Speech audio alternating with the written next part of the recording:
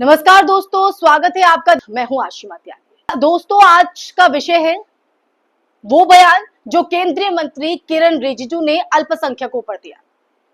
और अब किरण रिजिजू के इसी बयान पर असदुद्दीन ओवैसी का भी जवाब सामने आया है, या ये कहें कि उन्होंने पलटवार किया है।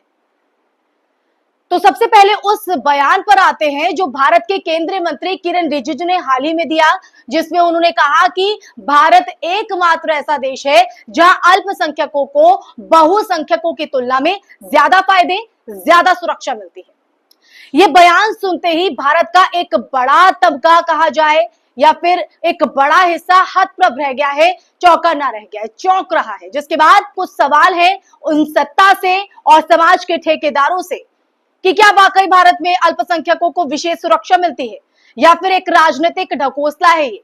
क्या ये एक जमीनी सच्चाई है, या फिर झूठ को 100 बार दोहराकर सच बनाने की कोशिश? जिस पर अब असदुद्दीन ओवैसी ने इस पर करारा जवाब दिया कि अल्पसंख्यक अधिकार कोई दान नहीं है, मौलिक अधिकार है। मौलिक अधिकार।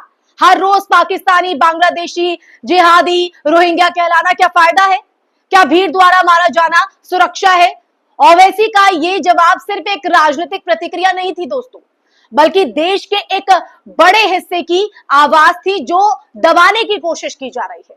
वो हिस्सा जो लगातार हाशिए पर धकेला जा रहा है, उसे डराया जा रहा है और अब मिटाया भी जा रहा है। अगर बात करें हम भारत में मुसलमानों की सामाजिक और आर्थिक स्थिति की, तो आंकड़े चौंकाने वाले हैं दोस्तों। 2006 में आई सच्चे कमेटी की रिपोर्ट ने बताया था कि मुसलमानों की हालत दलितों से भी बदतर है। स्कूल ड्रॉप आउट सबसे ज्यादा, सरकारी नौकरियों में सबसे कम प्रतिनिधित्व, बैंक लोन की जो अस्वीकृति है वो दर सबसे ऊंची है, और सबसे कम जमीन व संपत्ति। यही मुसलमानों की आर्थिक तस्वीर है दोस्तों, जो धरातल पर सच्चाई को बयां करती है। 2019 के एनएसएसओ डेटा ने भी इस रिपोर्ट में की पुष्टि की है। 2021 में आई प्यू रिसर्च सर्वे के मुताबिक भारत के 79% लोग ये मानते हैं कि मुसलमानों के साथ भेदभाव होता है। तो सवाल ये उठता है कि रिजिजू साहब, जिस फायदे और सुरक्षा की बात आप कर रहे हैं, वो किस मुसलमानों को मिल रहा है? और अब बात करते हैं जमीनी घटनाओं की, जो हर दिन देश भर में घट रही है। 2014 के बाद में से अगर देखा जाए तो मॉब लिंचिंग की जो घटनाएं हैं वो तेजी से बढ़ी है। इनके पीड़ितों में सबसे बड़ा जो तबका है वो मुसलमानों का है। दादरी में अखलाक की हत्या याद होगी आपको, सिर्फ बीफ रखने की अफवाह पर ही कर दी गई, सिर्फ महज अफवाह, शक के आधार पर। कौन है वो लोग जो हत्या पर उतारू हो जाते हैं? पहलू खान। कोलवर में गौरक्षकों ने पीट पीट कर मार डाला, वो भी याद होगा आपको। तबरेज अंसारी, 18 घंटे तक जय श्री राम ना कहने पर उसे मारा गया और फिर पुलिस ने उसे अस्पताल भी नहीं पहुंचाया।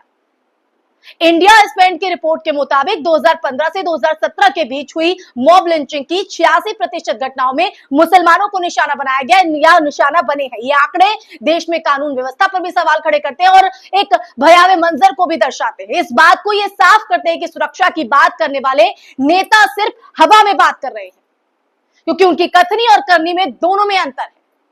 अब चलिए अब आते हैं गुजरात के अहमदाबाद की हालिया घटना पर, जिसकी मैं वीडियो पहले बना भी चुकी हूं, उस मुद्दे पर जो भारत के अल्पसंख्यक विरोधी रवैये की सबसे ताजा और शर्मनाक मिसाल है। अहमदाबाद म्यूनिसिपल कॉर्पोरेशन यानी एएमसी ने बांग्लादेशी बताकर लगभग 10,000 लोगों के घरों पर बुलडोजर चला दिया, पीला पंजा चला दिया, बिना किसी कोर्ट के आदेश के और बिना किसी नोटिस के। इनमें कुछ हिंदू थे, लेकिन अधिकार जो अगर देखा जाए तो अधिकतर मुसलमान थे। क्या इस तरह की कार्रवाइयों के लिए कोई नोटिस नहीं होता है? एक प्रक्रिया के तहत सब कुछ होता है, लेकिन यहां पर तो वो नहीं दिखाया गया। और बात कर रहे हो आप अल्पसंख्यकों की सुरक्षा की, उनके फायदे की, क्या ये फायदा है? इसीलिए दोस्तों आज मैं किरण रिजिजू के इसी बयान को लेकर बात कर रही हूं आपसे, चर्चा कर रही हूं आपसे, क्योंकि आरोप प्रत्यारोप तो चलते रहते हैं, लेकिन जो बात यहां पर की जाती है, जो बयान बड़े बड़े दे दिए जाते हैं मंच से, उनमें सच्चाई कितनी है ये जानना हमारा और आपका काम है। तो एएमसी की इस कार्रवाई को किस तरह से देखा जाएगा? बिना आदेश, बिना किसी नोटिस के। ठीक है, इसमें कुछ हिंदू भी थे, लेकिन ज्यादातर तो मुसलमानों की संख्या थी। इन लोगों को न सिर्फ घर से बेदखल किया गया दोस्तों, बल्कि उनकी पहचान पर भी सवाल उठाया गया। इन गरीबों की आवाज कोई नहीं बना सिवाय एएमसी में नेता विपक्ष शहजाद खान के। वो एक भगवान का रूप लेकर उनकी मदद के लिए आ गए, जिन्होंने म्यूनिसिपल कमिश्नर से लड़ाई लड़ी, इन लोगों के लिए सरकारी आवास की योजना की मांग की और फॉर्म भरवाए। लेकिन ये काम एक विपक्षी नेता कर रहा है, जबकि केंद्र सरकार खुद अल्पसंख्यकों की रक्षा का दावा कर रही है। क्या ये फायदा है? क्या ये सुरक्षा है? दरअसल अगर देखा जाए तो भारत में मुसलमानों की पहचान को सिस्टमैटिकली, जी हां, एक सुनियोजित तरीके से कमजोर किया जा रहा है। उन्हें रोजाना शक की नजरों से देखा जाता है। बंगाल का कोई मुस्लिम बांग्लादेशी कहलाता है, उत्तर भारत का मुसलमान पाकिस्तानी, गरीब मुसलमान रोहिंग्या और धार्मिक मुसलमान जिहादी। यही हो रहा है ना देश में। यह सुनियोजित रणनीति है जिससे एक पूरे समुदायों को अन्य बनाया गया है, अलग कर दिया गया है। यही वजह है कि अब कोई भी मुसलमान अगर सार्वजनिक रूप से नमाज पढ़ ले, टोपी पहन ले या अरबी बोल दे तो उसकी देशभक्ति पर सवाल उठा दे जाते हैं। एक बहुत बड़ा प्रश्न चिन्ह लगा दिया जाता है। कौन है वो प्रश्न चिन्ह लगाने वाले? राजनीति में मुसलमानों को लगातार हाशिए पर लाया जा रहा है, राजनीति में भी। जी हां, 2019 की लोकसभा में सिर्फ 27 मुस्लिम सांसद थे, जो कि कुल सांसदों का महज 4.9% हिस्सा। आप समझ रहे हैं, जबकि आबादी में उनकी हिस्सेदारी 14.2%। मुख्य धारा की पार्टियों में अगर बात करें तो पार्टियां मुस्लिम उम्मीदवारों को टिकट देने से डरती है, पल्ला झाड़ती है, क्योंकि उन्हें लगता है कि मुस्लिम अपेसमेंट का जो ठप्पा है वो उन पर लग जाएगा। आम आदमी पार्टी से लेकर कांग्रेस और बीजेपी तक सबने मुसलमानों को दरकिनार किया, अनदेखा किया। क्या उन्हें मीडिया ट्रायल में बलि का बकरा बनाया गया? बस महज मुसलमानों को। पुलिस और न्यायपालिका की भी अगर बात करें तो पुलिस और न्यायपालिका भी इस भेदभाव से अछूती नहीं है। दिल्ली दंगे याद होंगे, दिल्ली दंगों के दौरान या फिर सीएए विरोध प्रदर्शनों में मुसलमान छात्रों को, एक्टिविस्टों को, पत्रकारों को टारगेट किया गया। यूएपीए जैसे कड़े कानूनों का इस्तेमाल सिर्फ इस आधार पर किया गया कि वो मुसलमान थे। कई मुस्लिम युवाओं को सालों जेल में रखा गया बिना किसी सबूत के, और जब वो बरी होकर बाहर आए तो उनकी जिंदगी का एक बड़ा हिस्सा बर्बाद हो चुका था।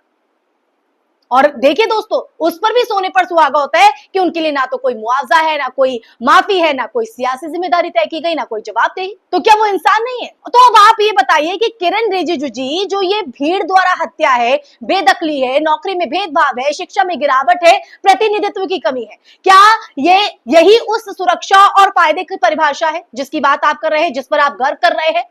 क्या संविधान का ये अपमान नहीं है कि जिन नागरिकों को बराबरी का हक मिला उन्हें हर दिन शक की निगाह से देखा जा रहा है, वो डर के साए में जीने को मजबूर है? भारत को अगर सच में अगर आप चाहते हैं कि वसुधैव कुटुंबकम का पालन करना है, तो अगर वाकई हमें सबका साथ, सबका विकास चाहिए, तो पहले हमें यह स्वीकार करना होगा कि हमारे यहाँ अल्पसंख्यकों के साथ बहुत बड़ा अन्याय हुआ है या हो रहा है। और अगर व्यवस्था में सुधार नहीं हुआ तो आगे भी होता रहेगा। मुसलमान इस देश में किसी की दया पर नहीं जीना चाहता है दोस्तों, याद रखिए। उन्हें भी वो हक चाहिए, वही हक चाहिए जो एक हिंदू, एक सिख, एक ईसाई और एक दलित को संविधान ने दिया है। जीने का, रोजगार का, शिक्षा का, सम्मान का, धार्मिक आजादी का। तो जब अगली बार कोई नेता ये कहे कि मुसलमानों को भारत में सबसे ज्यादा फायदा और सुरक्षा मिलती है, तो उस बयान को सिर्फ तालियों से मत नापिए।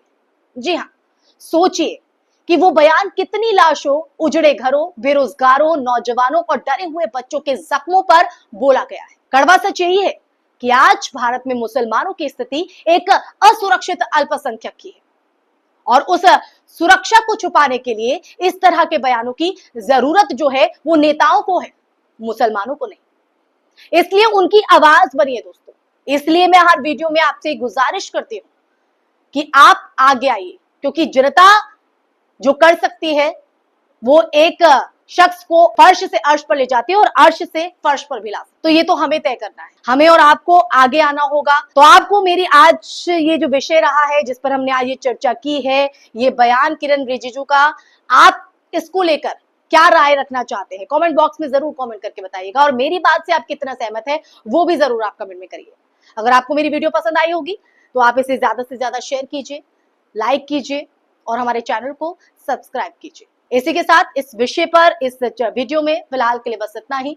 फिर हाजिर होंगे एक नए मुद्दे के साथ, जिस पर आपके साथ चर्चा होगी। तब तक के लिए अपना ख्याल रखिए। नमस्कार।